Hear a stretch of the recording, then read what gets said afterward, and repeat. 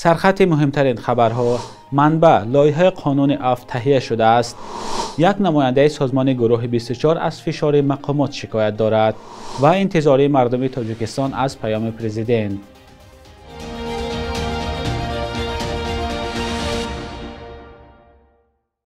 درود بینندگان عزیز، ساعت در دوشنبه 10 است و با آخرین خبرها از استودیوی دوشنبگی رادیوی آزادی در خدمت شما هستیم. امروز 17 دکبر سال 2024 است. به اطلاع یک منبع آگاه در مقامات انتظامی تاجیکستان، لایحه قانون عفو تهیه شده برای تصدیق به رئیس جمهور پیشنهاد شده است. به گفته این منبع، طرح قانون عفو ماه نوامبر از سوی یک گروه تهیه شد که نمایندگان نهادهای انتظامی و دادگاهی کشور به آن شامل بودند. همصحبت ما گفت اعلان قانون عفو صلاحیت استثنایی پرزیدنت است و تا امام علی رحمان قانون را به پارلمان نفرستد کسی رسما حق صحبت درباره آن را ندارد. همصحبت ما از صحبت درباره جزئیات این لایحه خودداری کرد، چون به گفته خودش ممکن است در دستگاه پرزیدنت به این طرح تغییر و علاوه ها وارد کنند. قبلا نزدیکان بعضی از محبوسان به نقل از پیوندان زندانی خود گفته بودند که احتمال بخشیده به 30 سالگی قانون اساسی تاجیکستان عفو اعلان شود، اما تا حال لایحه این قانون از سوی پرزیدنت تصدیق نشده است و دلیلش هم معلوم نیست. در تاجیکستان بار اخیر ماه سپتامبر سال 2021 به افتخار 30 سالگی استقلال قانون عفو قبول گردیده بود. طبق آن 11,500 نفر از جوابگری جنایی و ادای جزا آزاد گردیدند. در عموم این قانون نسبت به 16,000 کس تطبیق شد. محمد صابر عبدالقهار، نماینده سازمان گروه 24 میگوید مقامات در منطقه رشت به نزدیکانش فشار میآورند تا او از اروپا به وطن برگردد. گروه 24 در تاجیکستان سازمان افراطی و ممنوع شناخته شده است، ولی طرفدارانش این را یک سازمان سیاسی مخالف حکومت میدانند. محمد صابر عبدالقهار روز 16 دکبر در صحبت با رادیوی آزادی گفت که هدف فشار به نزدیکانش آن است که او از فعالیت‌های سیاسیش دست کشد و به وطن برگردد. مقامات تاجیکستان فشار به خانواده این فعال سیاسی را تصدیق و رد نکردند، ولی محمد صابر عبدالقهار میگوید دو کارمند شعبه کارهای داخلی ناحیه رشت هفته گذشته به منزلشان رفته از پدر و مادر و برادرانش خواستند که به بازگشت او به وطن تلاش کنند. محمد صابر عبدالقهار میگوید گناه نکرده است که عذرخواهی کند و هم به وعده های مقامات باور ندارد. محمد صابر عبدالقهار در سال 2012 از تاجیکستان به روسیه رفت و به تجارت مشغول بود. بعدا در روسیه به گروه 24 پیوست و تا 3 سال پیش نماینده این سازمان در این کشور بوده. اکنون به اروپا کوچیده است. حزب دموکراتی تاجیکستان روز 20 دکبر انجمن برگزار می‌کند. در این باره خبرگزاری رسمی خاور گزارش داده است. این منبع نگفته است که موضوع انجمن چیست، ولی یک منبع آگاه گفت در این معرکه اشتراک حزب دموکرات در انتخابات پارلمانی ماه مارس بررسی و نامزدها تصدیق می‌شوند.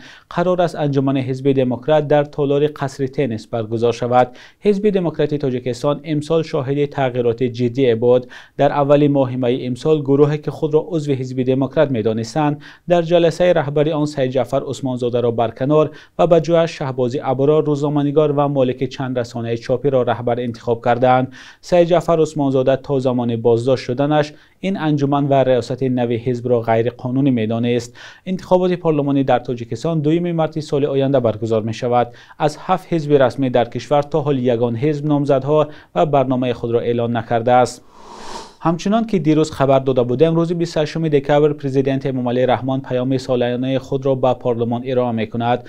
رئیس جمهور عادتا در پیام‌های هر سالش اظهارات‌های می‌دهد، از جمله درباره بالا رفتن معاش.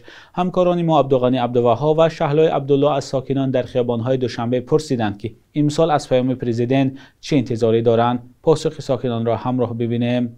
پیام به همه مردم داخل دارد.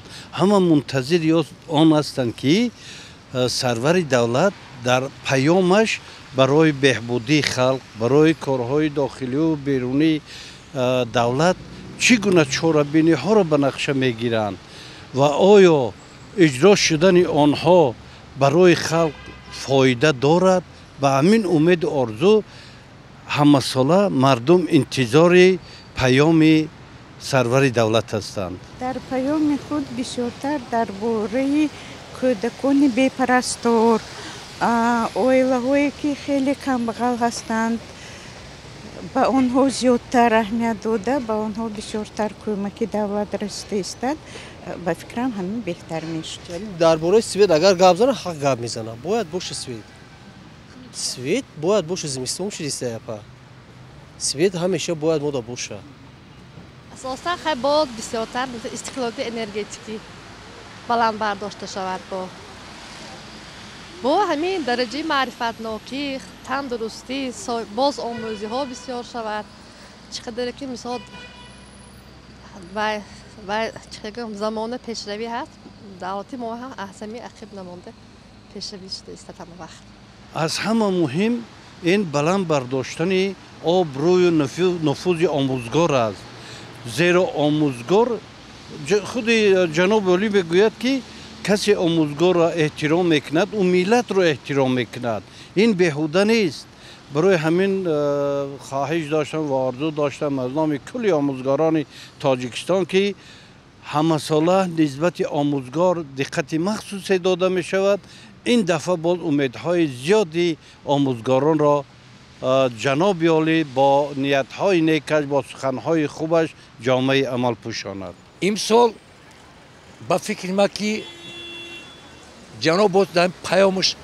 ایلاجی نیست که برای خلق عادی کم بغلا یگان چیز یاردم نکند اگر شما فراموش نکرده باشین پارسال در پیام گشت گفت که تمام مقامات شهرنای تاجیکستان است من شما احترامونه خواهش میکنم یک شتاب تشکیل کنید از حکومت شهرنای خانه به خانه بگردین زندگی سطح زندگی مردم شما ببینید با من معلومات برسونید بگذار که انمی شیار عملی بگرده در پیام آینده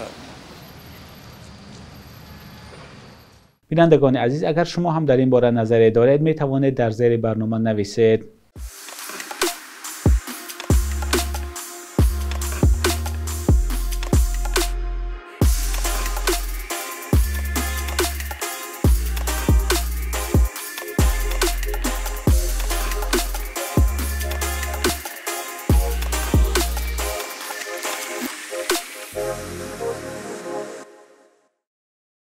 بشار اسد رئیس جمهور سابق سوریه در اولین واکنشش بعد از فرار از دمشق گفت او را نیروهای روسیه به مسکو بردند. اظهارات روز 16 دکبر در صفحه تلگرامی بشار اسد با زبانهای انگلیسی و عربی نشر شد. در بیانیه آمده است که اسد تا صبح 8 دکبر در دمشق پایتخت سوریه بود و با ورود مخالفان مسلح به پایتخت او به پایگاه نظامی روسیه در همایمین رفت. در متن آمده است بشار اسد را تنها شام 8 دکبر از پایگاه همایمین به روسیه انتقال دادند. پیشتر رسانه‌ها نوشته بودند که اسد شب 7 به 8 دکبر و قبل از ورود مخالفان مسلح به پایتخت از دمشق فرار کرده بود. در متنی که از نام بشار اسد نشر شد آمده است مسکو به او پیشنهاد کرد که فوراً سوریه را ترک کند. در اظهارات آمده است که در جریان حمله مخالفان و تصرف شهرهای سوریه به دست آنها بشار اسد نیت استعفا و فرار را نداشت. مخالفان اسد با رهبری گروه تحریر الشام روز 8 دکبر شهر دمشق را تصرف و به حکومت بیش از 50 ساله خاندان اسد پایان دادند. دونالد ترامپ رئیس جمهوری منتخب آمریکا گفته است برای پایان جنگی به گفته او دهشتناک در اوکراین با ولادیمیر پوتین و ولادیمیر زلنسکی گفتگو میکند. ترامپ روز 16 دکبر و در اولین نشست خبریش بعد پیروزی در انتخابات پرزیدنتی چند بار درباره جنگ اوکراین صحبت کرد. او بار دیگر به موقع خود تاکید کرد که این جنگ باید تمام شود. با گفته رئیس جمهوری منتخب آمریکا تلفات از هر دو جانب بیشتر از آن است که تصور می شود. پیشتر ترامپ از کشته و زخمی شدن هزارها نفر از دو طرف جنگ گفته بود. مقامات اوکراین گفتند تلفات این کشور در جنگ کمتر از گفته ترامپ است. مسکو 2 سال است که درباره تلفات سربازانش در جنگ با اوکراین رسما چیزی نمیگوید. دونالد ترامپ به خبرنگاران گفت رئیس جمهوری اوکراین ولادیمیر زلنسکی را ضرور است برای بستن سازش با روسیه آماده باشد. در عین حال ترامپ نگفت که آیا با روسیه دادن قلمروهای اشغالی اوکراین را دستگیری میکند یا نه. او تنها گفت برای برقرار کردن منطقه‌های خراب شده اوکراین 100 سال ضرور است. دونالد ترامپ در معرکه‌های پیش از انتخاباتش گفته بود اگر رئیس جمهوری آمریکا انتخاب شود به جنگ اوکراین تا مراسم سوگند یادکنیش پایان می‌دهد، اما نگفت که چگونه. در نظر است که دونالد ترامپ روز 20 ژانویه سال آینده سوگند یاد کند و به کارش آغاز بخشد. بخش یک روز تاریخ است که مهمترین تحولات تاریخی در روز 17 دکبر را فرا می‌گیرد.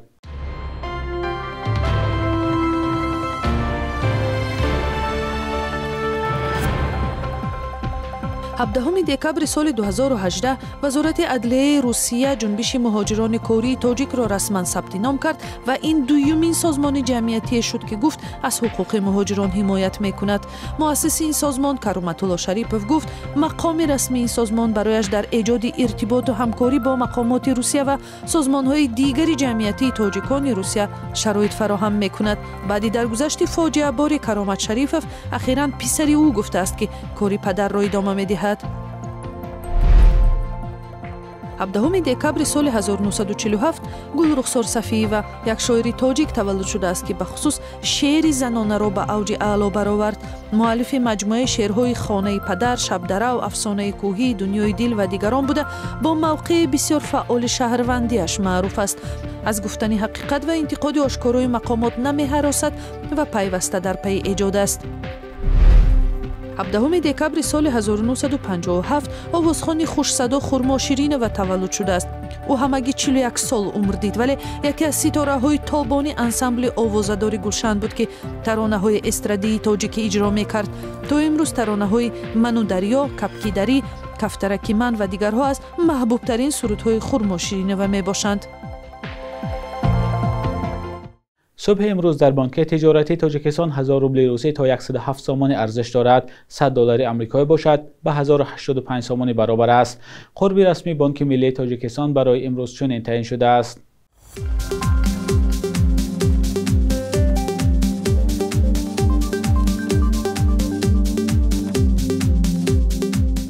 بینندگان عزیز، مهلت جو داشته برای برنامه نوید به انجام رسید. تشکر که با برنامه‌های رادیوی آزادی هستید. خدا نگهدارتان.